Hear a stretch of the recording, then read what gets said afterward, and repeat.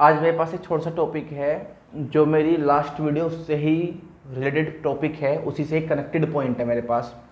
तो आज जो मेरा टॉपिक है वो कोऑर्डिनेट सिस्टम को लेकर है और वो आईटीएफ में ही है, यानी कि हमारी अगर सीबीएसई की अगर आप बात करें तो सीबीएसई क्लास 12 में चैप्टर नंबर 2 उसी का एक टॉपिक है जिसके बारे में आज बात करना चाहता हूँ। तो जरा देखते हैं मैं क्या कहना चाहता हूँ। तो आप लोग सभी 11th क्लास पढ़ के आएंगे, इवन ये 10th क्लास का भी कॉन्सेप्ट है। तो हमने 10th क्लास में कुछ हमने फॉर्मूला पढ़ा है कोऑर्डिनेट सिस्टम के। कोऑर्डिनेट सिस्टम कैसे, साइन 90 माइनस थीटा कितना होता है, कॉस थीटा होता है। कॉस 90 माइनस थीटा कितना होता है, साइन थीटा होता है। टेन 90 माइनस थीटा कितना होता है जी आपके पास, कोट थीटा होता है। और कोट 90 माइनस थीटा कितना होता है, टेन थीटा होता है।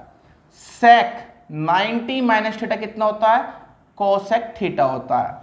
और कोसेक 90 माइनस थीटा कितना होता है, सेक थीटा होता है।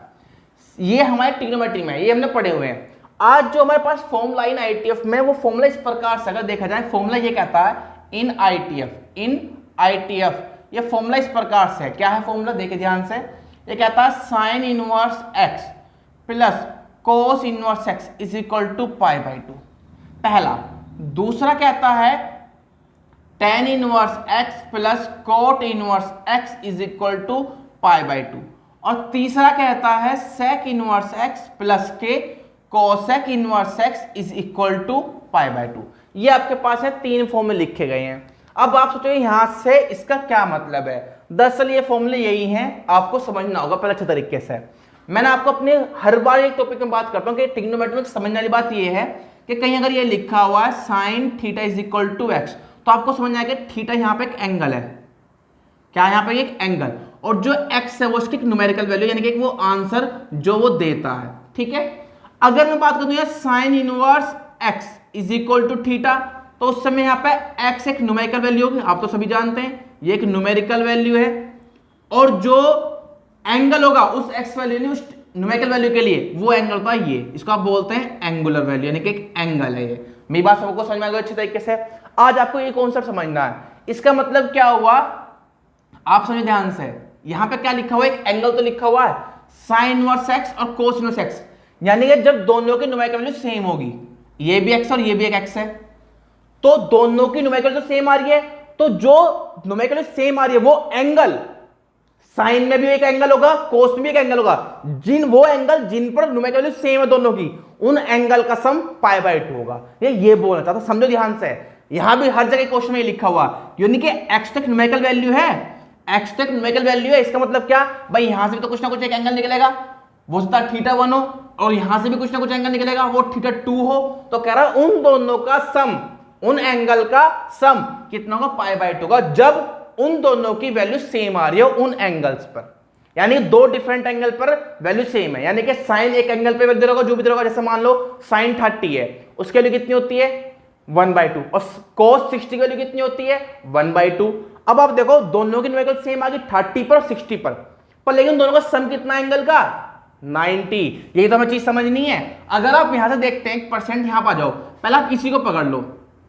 इसमें देखो, अगर मान लो इसे फर्स्ट बोल देते हैं, अगर मैं कह दूं इन फर्स्ट, अगर मैं यहां कर दूं put theta equal to 30 degree, कितना दूं 30 डिग्री, तो तुम्हारे हिसाब से sine 90 minus 30 is equal to कितना होगा, कोस 30 नहीं होगा क्या, यानी sine 90 minus 30 is equal to cos 30। अगर देखा जाए तो sine 90 minus theta is equal to cos theta, आप ये तो पढ़ता है, पर समझने का मतलब है क्या कि ऐसा क्यों लिखा गया, क्योंकि इसका मतलब है कि साइन 60 की वैल्यू वही होगी जो cos 30 के, यानी कि इसका मतलब है √3/2 ही तो है, दोनों की वैल्यू सेम ही तो है। मैंने वही तो कहा कि एंगल अलग अलग है पर लेकिन न्यूमेरिकल वैल्यू सेम है। समझो ध्यान से, इस चीज को समझो ध्यान से।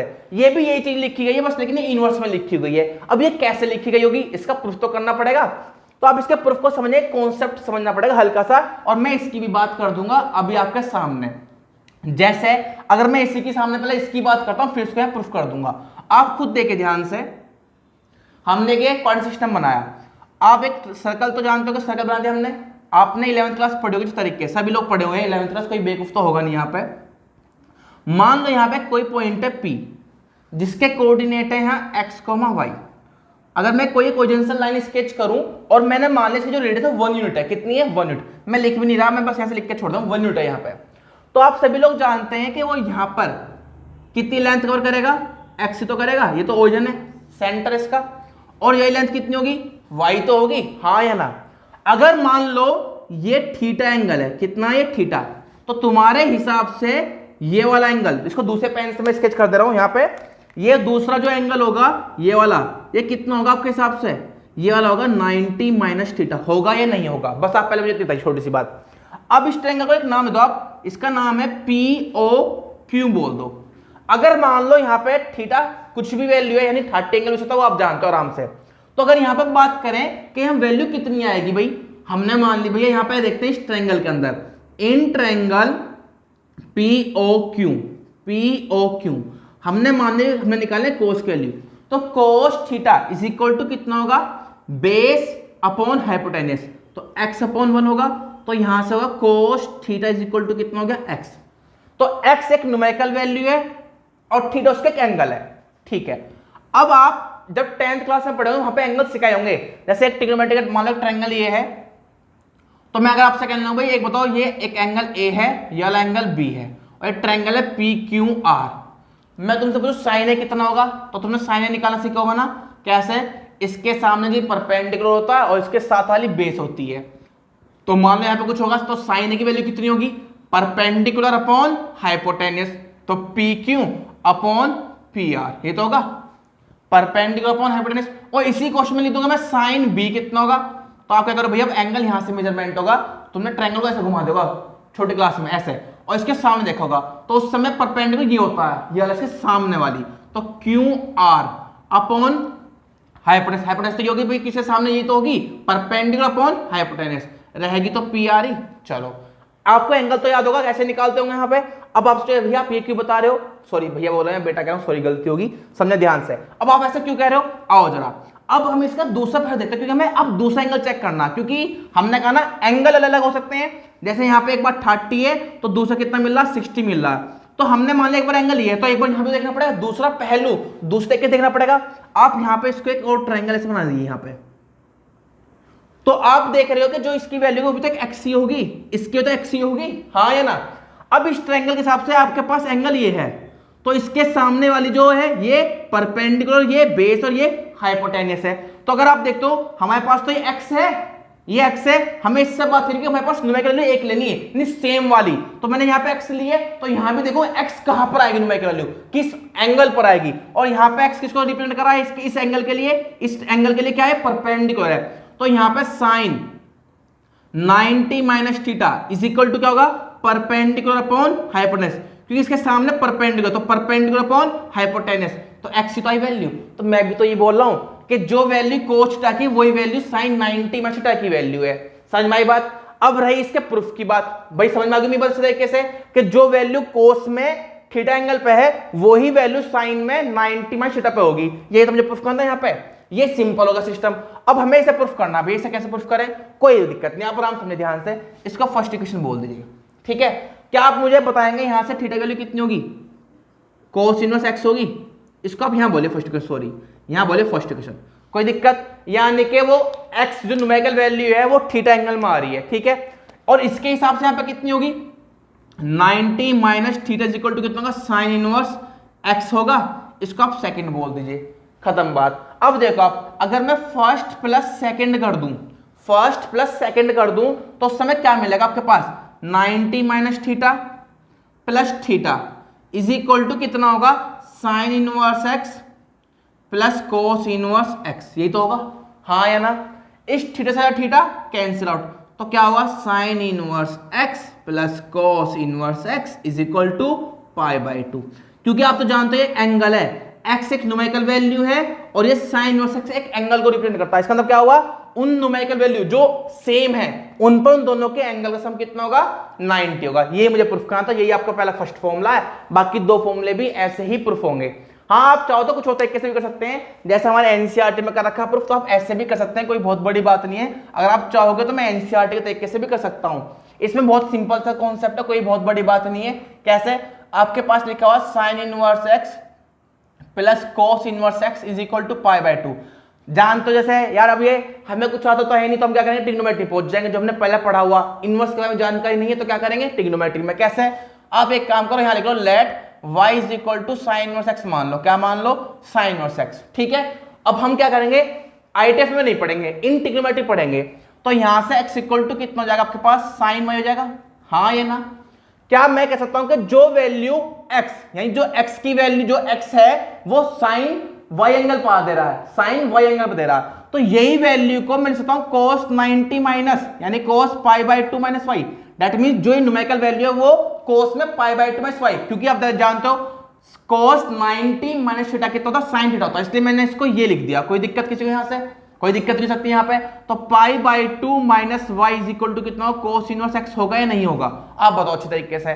और क्या मैं सोचता हूं pi by 2 is equal to cos inverse x plus के वाई, और फ्रॉम फर्स्ट इक्वेशन आपने इस y की वैल्यू कुछ कंसीडर कर रखी है, क्या है कि भैया y की वैल्यू है साइन इनवर्स x। लो जी, आप ऐसे भी प्रूफ कर सकते हैं, बात तो वैसे एक ही है, बात तो एक ही है। हमने मान लिया कि x न्यूमेरिकल वैल्यू पर y एंगल होगा, ठीक है। तो ठीक है, यहां से तो x की वैल्यू कितनी है, साइन y, यानी y एंगल पे साइन देगा x न्यूमेरिकल वैल्यू, तो यही x न्यूमेरिकल वैल्यू कोस में होगी पाई बाई 2 माइनस y पे होगी। तो आप जानते हैं कि हम इसको लिख सकते हैं, तो हम इसको इधर ले गए, क्वेश्चन खत्म हो गया। क्यों? अब y को इधर ले गए, आपके पास आंसर आ गया। तो आप ऐसे कर सकते हैं। अब इस पे क्वेश्चन बहुत छोटे छोटे बनते हैं, कोई बहुत टफ क्वेश्चन नहीं आता, लड्डू से क्वेश्चन आते हैं, जैसे कि कई बार बस कोऑर्डिनेट सिस्टम को यूज करना है, बाकी दोनों फॉर्मूला प्रूफ कर लोगे। एक आध क्वेश्चन मैं इसके ऊपर करके दिखाता हूं आपको, जो आपकी हेल्प कर दे कि क्वेश्चन किस प्रकार से आते हैं।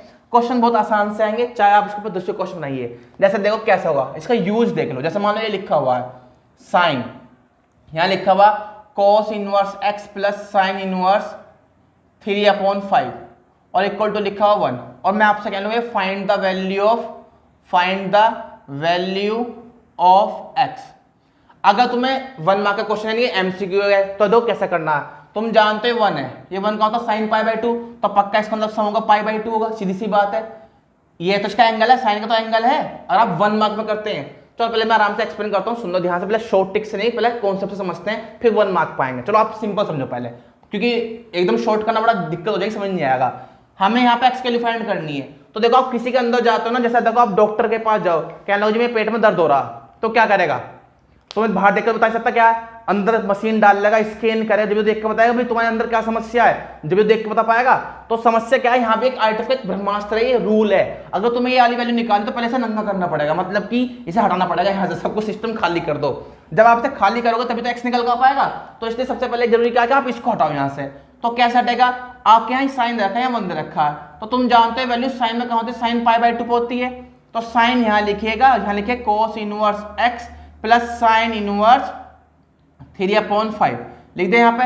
अब ये साइन से साइन कट जाएगा, सेम ही तो है, तो यहाँ आएगा cos inverse x plus sine inverse 3/5 is equal to pi by 2, खत्म बात। अब इसको उधर ले जाओ, तो sine inverse 3/5 is equal to pi by 2 minus cos inverse x।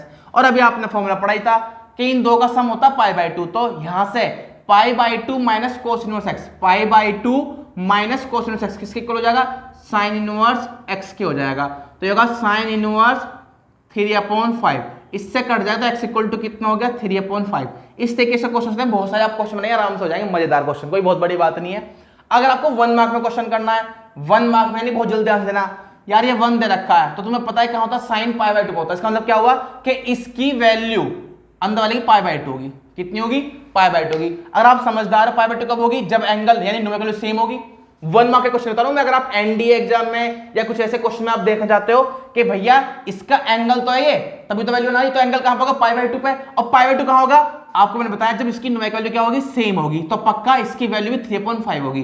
तो फटाफट देख के आंसर आ जाएगा, इसका आंसर भी 3/5 होगा, क्योंकि ये तो तुम्हें पता चल गया क्यों होगा 3/5, मुझे बताने की आवश्यकता होगी नहीं, आप समझ गए यहाँ पे वैल्यू कितनी होगी, 3/5 होगी। ठीक है जी। अब इसके ऊपर ऐसे बहुत सारे क्वेश्चंस हैं, और आई होप आपको समझ में आ गया होगा, अच्छे तरीके से आप कर सकते हैं। कोई दिक्कत होगी तो हम और लेके आएंगे और नेक्स्ट वीडियो में कुछ आगे बता देंगे। ठीक है जी, ओके।